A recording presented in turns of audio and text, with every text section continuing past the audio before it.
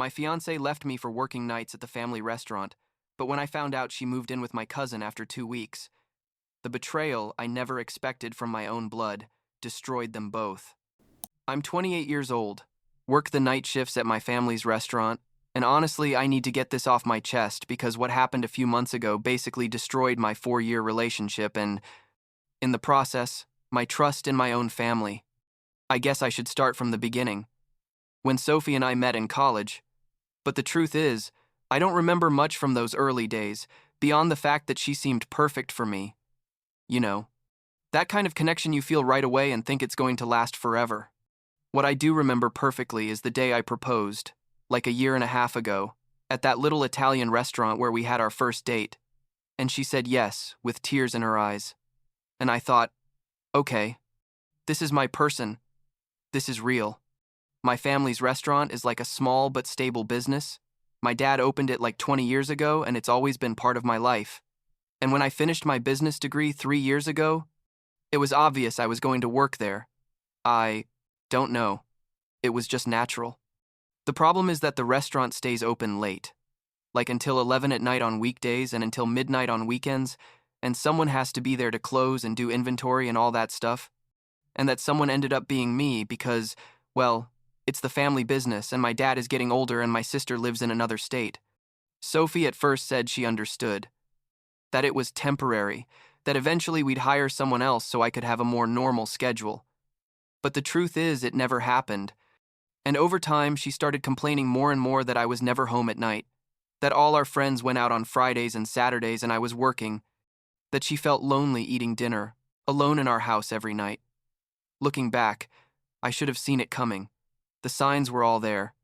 And the last few months before everything ended, Sophie had started making passive-aggressive comments every time I left for the restaurant, like, good thing a restaurant is more important than me.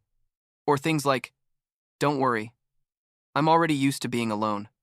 I tried to explain to her that it wasn't personal, that it was family responsibility, that we needed the money from the restaurant to save for the wedding and the house we wanted to buy, but she just looked at me with that face like, whatever you say, Marcus.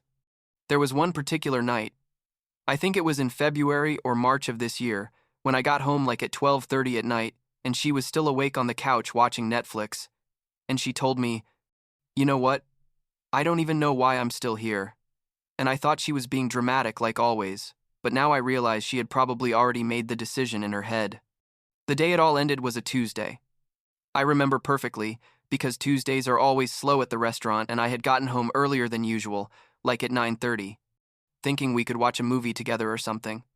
I walked into the house and Sophie was in the living room with 2 suitcases next to her, not the big travel ones, but those medium-sized ones you use for a weekend away, and I just stood there like, what's happening?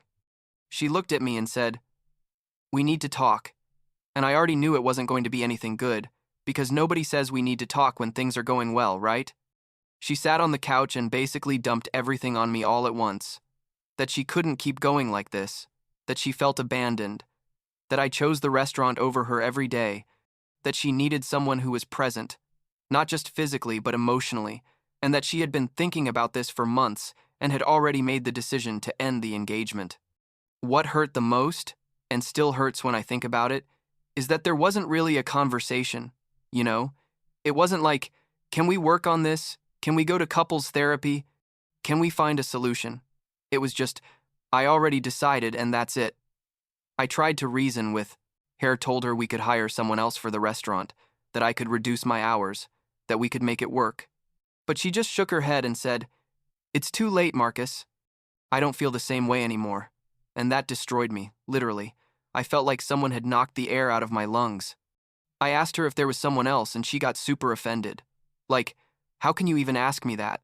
I would never cheat on you. And I felt bad for asking, but at the same time, I don't know.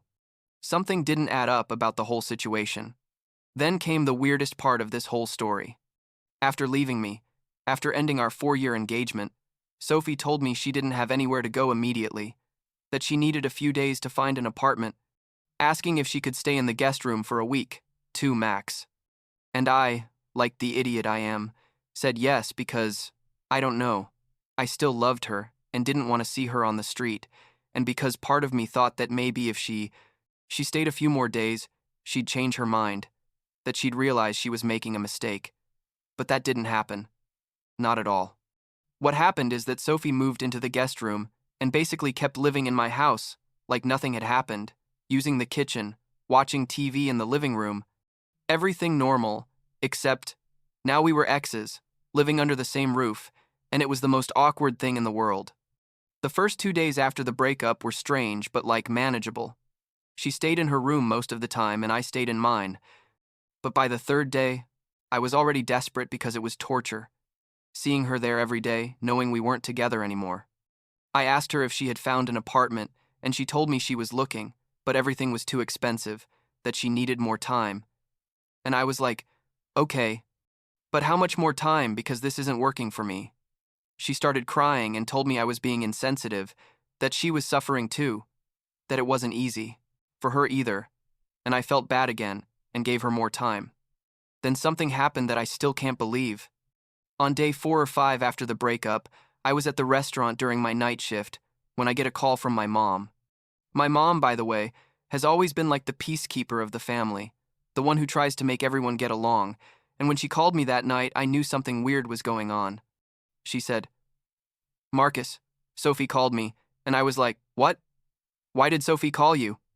And my mom explained that Sophie had contacted her to tell her that I was pressuring her to leave the house when she had nowhere to go, that I was being cruel, and that she needed someone to make me see reason. My mom, being my mom, basically gave me a lecture over the phone about having compassion and giving Sophie the space she needed to reorganize her life, and I was there in the restaurant office thinking, is this really happening? Is my ex-girlfriend who left me manipulating my own mother so she can stay longer in my house? I explained the whole situation to my mom, told her that Sophie was the one who had ended things with me, that I had been super patient letting her stay when I could have asked her to leave immediately, that this wasn't fair to me. My mom eventually understood my side but asked me to be gentle with Sophie because, according to her, breakups are hard for both sides. Which, yes, technically is true, but also, she was the one who decided to end everything, not me. That night, when I got home after my shift, like at 11:30, Sophie was awake in the kitchen, eating ice cream straight from the container. And when she saw me, she said, "Thanks for talking to your mom. I know this must be hard for you too." And I didn't know if she was being genuine or if she was being sarcastic. Honestly, to this day, I don't know. By day 7, I couldn't take it anymore. I told Sophie she needed to leave, that I had been more than reasonable with the timing, but this had to end, and that besides, I needed her to give me back the engagement ring I had given her, which had been my grandmother's and had sentimental value, and also, honestly, he had cost like $3,000 that I had saved, working extra shifts at the restaurant. Sophie went pale when I mentioned the ring and said she had left it at the jeweler's to get it cleaned and was going to pick it up next week. And I was like, "Sophie, we've been broken up for a week. When did you leave it at the jeweler's?" She admitted it had been like 2 weeks before the breakup, which meant she had been planning this longer than she had admitted. She promised me she'd return it as soon as she picked it up and that she'd start packing her things that same weekend. The following Saturday, I was at the restaurant during the lunch shift when I got a text from Sophie saying she had finished packing and was going to pick up her things with her friend Rachel, who had a truck. I responded that okay, the house keys were in the usual place, and please leave her copy of the key when she left. When I got home that night, like at midnight, all of Sophie's things had disappeared from the guest room, the bathroom, the kitchen, everywhere. The house felt empty in a weird way.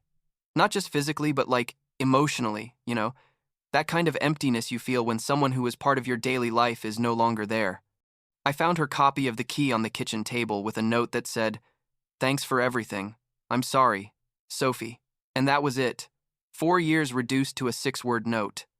What I found 2 days later made everything worse. I was cleaning the guest room, changing the sheets and vacuuming and stuff, when I found a notebook under the bed, like one of those hardcover journals that girls use. I know reading someone's diary is wrong. I know it's invasion of privacy. But honestly, at that moment, I didn't care.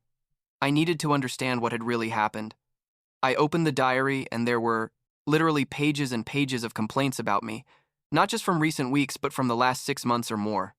Things like, Marcus came home late again today, didn't even apologize, or I told him I wanted to go to dinner on Friday and he said he had to work. It's always the same. But what really bothered me were the entries where she talked about her friends telling her she deserved better, that there were other guys who would treat her better, that she was too good to be waiting for someone who was never going to change. There was one particular entry, I think it was from January of this year, where Sophie wrote about a guy at her work who had invited her for coffee and she had said no because she was engaged. But then she wrote something like, "Sometimes I wonder what my life would be like if I had said yes." That line stayed with me. Literally. I sat on the floor of the guest room with that diary in my hands for like half an hour, just thinking about all the times she had told me. She loved me, that we were a team, that we were going to get through anything together, and it turns out that for months she had been considering other options. I felt betrayed in a way I can't even describe. Well, like, the breakup had already been bad enough, but finding out that she had been mentally checked out of the relationship for so long, while I was still planning our wedding and our future together, was like an additional blow I didn't need. And the next few days were weird because I started getting messages from mutual friends, or rather, Sophie's friends that I knew through her. The first was Rachel, her best friend, the same one who had helped her move. Rachel sent me a long message like, "I can't believe how you treated Sophie. She loved you so much, and you only cared about your work. She deserves someone who values her." And I was like, what? I'm the bad guy here? I tried to explain my side of the story, but Rachel didn't want to listen. Basically told me I was selfish, and that Sophie had done right to break up with me. Then came messages from other friends, some more neutral like, "Sorry you guys broke up," but others definitely on Sophie's side, painting me as the horrible boyfriend who chose his career over his relationship. The most frustrating thing was that nobody seemed to understand that the restaurant wasn't just a job. It was my family's business. It was my responsibility, and that I wasn't choosing work over Sophie. I was trying to build a stable future for us. But apparently, in the narrative Sophie had constructed, I was simply the workaholic boyfriend who ignored her, and she was the victim who had endured too much. I eventually stopped responding to those messages because, what was the point? People had already decided which side they were on, and nothing I said was going to change that. Like 3 weeks after the breakup, I got another call from my mom. This time Sophie had called her to apologize.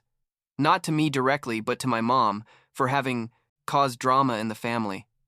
My mom told me Sophie had sounded genuine, that she had said she regretted how things had ended and hoped we could eventually be friends. I told my mom I didn't see that happening ever, that I needed space and time to heal. And my mom understood, but also asked me not to close that door completely because, according to her, forgiveness is important. I just nodded because I didn't have the energy to argue, but in my head I was thinking, no, I'm not going to forgive someone who left me and then manipulated my family and our friends to make me look like the bad guy. A month after the breakup, I was at the restaurant on a Friday night, like 9 at night, super busy shift, when Tyler, one of my friends from college who still frequented the restaurant, came to the bar where I was doing inventory. He told me, "Hey Marcus, I need to tell you something." And by the tone of his voice, I knew it wasn't going to be anything good. Tyler told me he had seen Sophie the kid, previous weekend at a bar downtown, and she was with a guy, not just as friends, but like very affectionate with him, holding hands and stuff. He asked me if I knew she was dating someone, and I told him no, that it was the first time I was hearing anything like that. Tyler said he was sorry, that he had hesitated whether to tell me or not, but thought I should know. I thanked him and told him I was fine, but the truth is, I wasn't fine. I felt like shit the rest of the night. I don't know why it affected me so much. I mean, Sophie and I had broken up. She had the right to date whoever she wanted, but something about knowing there was already someone else made me feel like, how long did it take before she replaced me? Was this the guy from work she wrote about in her diary? I started turning over all the possibilities in my head, and I was going crazy. I told my mom what Tyler had told me, and she said to try not to think about it, that Sophie was on her own path and I needed to focus on mine, which yes, is good advice, but it's easier said than done when you just found out your ex of 4 years is already with someone new barely a month later. 2 weeks later, on a Wednesday night, something happened that I'll never forget, and that basically changed everything. Kevin, a regular customer at the restaurant who's like a guy in his 50s, super nice, always leaves good tips, came to eat alone as always. After I served him his food, he called me over and said, "Marcus, son, I'm sorry to be the one to tell you this, but I think you should know." He told me he had been at a bar on the other side of town the previous Saturday and had seen Sophie there with a guy. And when he approached the guy to say hi because he knew him, it turned out to be David. "My cousin David," Kevin told me. "I don't want to get into your family business, but it seemed weird to me, and I thought you should know." I stood there in the middle of the restaurant feeling like the floor was moving under my feet. David, my cousin David, my uncle Carlos's son, who I had grown up with, who I had played soccer with in my grandma's backyard every summer, who I had gone to concerts and parties and trips with, that David was dating Sophie. My Sophie, well, my ex-Sophie, but still. I couldn't process it. Literally, my brain couldn't make that information make sense. I thanked Kevin. Finished my shift on autopilot without even remembering what I did the next 2 hours, and as soon as I closed the restaurant, I called David. It was almost midnight, but I didn't care. I needed to talk to him immediately. David answered with that voice like, "Hey, 'cause what's up?" And I went straight to the point and said, "Are you dating Sophie?" There was silence on the other end for a few seconds that felt like hours, and then David said, "Look, Marcus, I was going to tell you but didn't know how." He started explaining that they had run into each other at a networking event like 2 months ago, that they had started talking, that they had become friends, and that after Sophie and I broke up, they had started spending more time together, and things had evolved naturally. I yelled at him that 2 months ago, I was still with Sophie, that meant they had been talking while we were still engaged, and David got defensive, saying nothing inappropriate had happened while we were together, that they were just friends at that point. I asked him how long they had been officially together, and David admitted they had been dating for like 3 weeks, since 2 weeks after Sophie and I broke up. I did the math in my head, and it didn't add up. If they had started talking 2 months ago, and we had broken up a month and a half ago, that meant Sophie already knew David. Was already talking to David. He was probably already considering David as an option when she told me she needed to break up with me because I wasn't emotionally present. I felt sick, literally nauseous, thinking about all the nights Sophie complained about, being alone while probably texting my own cousin. I told David it was a betrayal, that of all the people in the world he knew what Sophie meant to me and still had decided to go after her. And David told me it hadn't been intentional, that it had just happened, that he couldn't control his feelings. I hung up the phone because, if I kept talking, I was going to say things I would regret. Or worse, I was going to drive to his house and things were going to get ugly. I drove home that night feeling completely empty, like beyond anger, beyond sadness, just empty. I thought about all the family gatherings I would have to endure now, all the times I would have to see David with Sophie, all the awkward conversations with my aunts and uncles when they found out. I thought about how my grandmother, who adored Sophie, was going to react when she found out Sophie was now with David. It was a mess, a complete mess that I hadn't caused but would have to live with anyway.